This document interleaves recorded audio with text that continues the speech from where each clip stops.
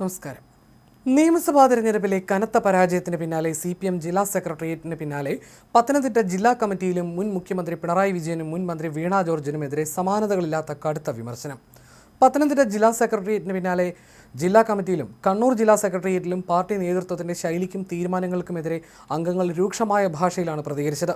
പ്രായപരിധിയിൽ ഇളവ് നേടി പാർട്ടിക്ക് മൂന്നാം ഊഴം നേടിക്കൊടുക്കാൻ ഇറങ്ങിയ പിണറായി വിജയൻ KK ശൈലജയെ ഈഗോയുടെ പേരിൽ പേരാവൂരിൽ കുരുതി കൊടുക്കുകയായിരുന്നുവെന്ന് പത്തനംതിട്ട ജില്ലാ കമ്മിറ്റിയിൽ നേതാക്കൾ തുറന്നടിച്ചു. പേരാവൂരിൽ KK ശൈലജയ്ക്ക് പകരം പിണറായി വിജയൻ തന്നെയായിരുന്നു നേരിട്ട് മത്സരിക്കേണ്ടിയിരുന്നത്. ശൈലജയെ വിജയസാധ്യതയുള്ള മറ്റൊരു സുരക്ഷിത മണ്ഡലത്തിൽ മത്സരിപ്പിക്കണമായിരുന്നു.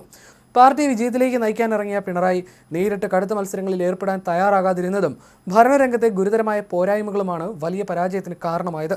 മുഖ്യമന്ത്രി എന്ന നിലയിൽ തോൽവിയുടെ ഉത്തരവാദിത്തം ഏറ്റെടുക്കാൻ പോലും തയ്യാറാകാത്ത പിണറായി വിജയനെ എന്തിനാണ് വീണ്ടും പ്രതിപക്ഷ നേതാവ് എന്ന ഉത്തരവാദിത്തപ്പെട്ട പദവിയിലേക്ക് കൊണ്ടുവന്നതെന്ന ചോദ്യവും യോഗത്തിൽ ഉയർന്നു.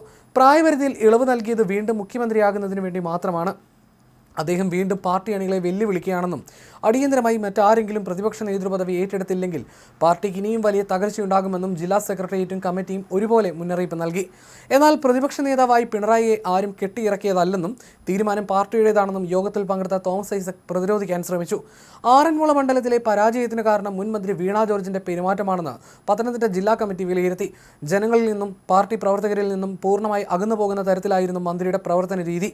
പാർട്ടി പ്രവർത്തകർ പോലും അത്യാവശ്യ കാര്യങ്ങൾക്ക് ഫോണിൽ വിളിച്ചാൽ കിട്ടാത്ത രീതിയിലായിരുന്നു അവരുടെ ഇടപെടൽ.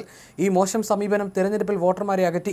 ഇതിനു പുറമെ ഔദ്യോഗിക കാലാവധിയിലുടനീളം അനാവശ്യ വിവാദങ്ങളിൽ സ്വയം ചെന്ന് തലവെച്ചതും അവയെക്കുറിച്ച് കൃത്യമായ വിശദീകരണം നൽകാൻ കഴിയാതെ പോയതും വീണ ജോർജിനെതിരെയുള്ള പ്രധാന വീഴ്ചകളായി അംഗങ്ങൾ ചൂണ്ടിക്കാട്ടി.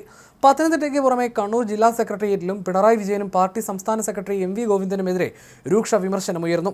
മുതിർന്ന നേതാക്കളുടെ ധാർഷ്ട്യം നിറഞ്ഞ ശൈലിയും ജനവികാരം മനസ്സിലാക്കാതെയുള്ള തീരുമാനങ്ങളുമാണ് ജനങ്ങളെ പാർട്ടിയിൽ നിന്ന് അകറ്റിയതും വലിയ തിരിച്ചടി ഉണ്ടാക്കിയതെന്നും കണ്ണൂരിലെ അംഗങ്ങളും കുറ്റപ്പെടുത്തി.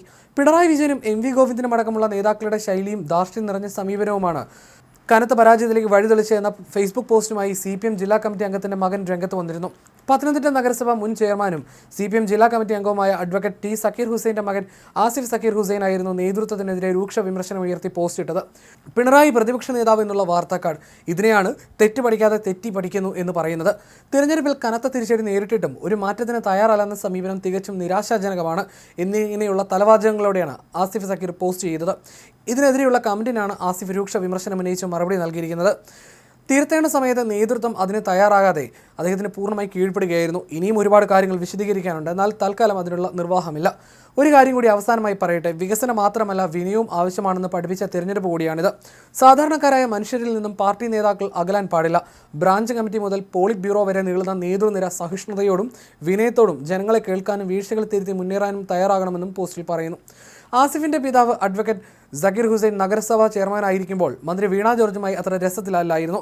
നഗരസഭയുടെ പല വികസന പ്രവർത്തനങ്ങളിലും മന്ത്രിയുടെ സാന്നിധ്യം ഉണ്ടായിരുന്നില്ല. നഗരസഭയുടെ അധീനതയിലുണ്ടായിരുന്ന ജനറൽ ആശുപത്രി വിചിത്രമായ ഒരു ഉത്തരവിലൂടെ ജില്ലാ പഞ്ചായത്തിന് കൈമാറിയിരുന്നു. പാർട്ടി ഘടകങ്ങളിലും ഇവർ തമ്മിലുള്ള ചേരിപ്പ് ഒരു രൂക്ഷമായിരുന്നു. പിണറായി വിജയനാണ് തെരഞ്ഞെടുപ്പ് തോൽവിക്ക് കാരണമെന്ന് ആദ്യമായി പറഞ്ഞ ജില്ലാ സെക്രട്ടേറിയറ്റും പത്തനംതിട്ട തന്നെയാണ്.